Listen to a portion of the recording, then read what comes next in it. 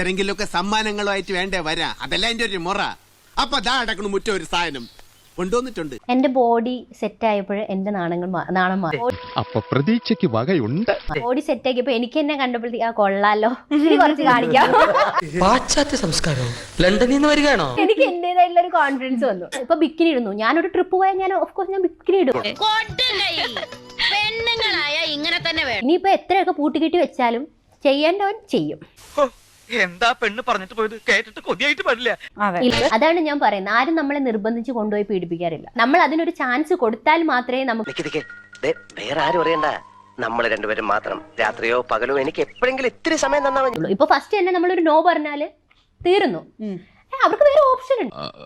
Correct ആണല്ലേ? ഇപ്പൊ നമ്മൾ മാത്രമല്ല, ഇതിന് റെഡി ആയിട്ടുള്ള ആൾക്കാർ വേറെയും ഉണ്ട്.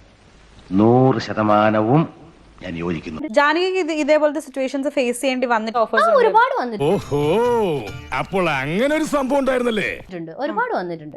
അതില് ഞാൻ എന്റെ മറുപടി കറക്റ്റ് ആയിട്ട് പറഞ്ഞു, അതനുസരിച്ചിട്ട് ബാക്കി കാര്യങ്ങൾ നടന്നു. അതെ അതെ, ആ മുഖത്ത് എഴുതി വെച്ചിട്ടുണ്ട്, ആർക്കും വാരിക്കോരി കൊടുക്കുന്നവളാണ്. എന്റെ കയ്യിൽ അങ്ങനെ ആയിരിക്കണം. മിനിമം ഒരു 500 ഡൈവേഴ്സ് കഴിഞ്ഞ് പിറ്റേ ദിവസം പെറ്റണിട്ടാണ്. തൽക്കാലം ഇത്രയും മതി. വരട്ടെ.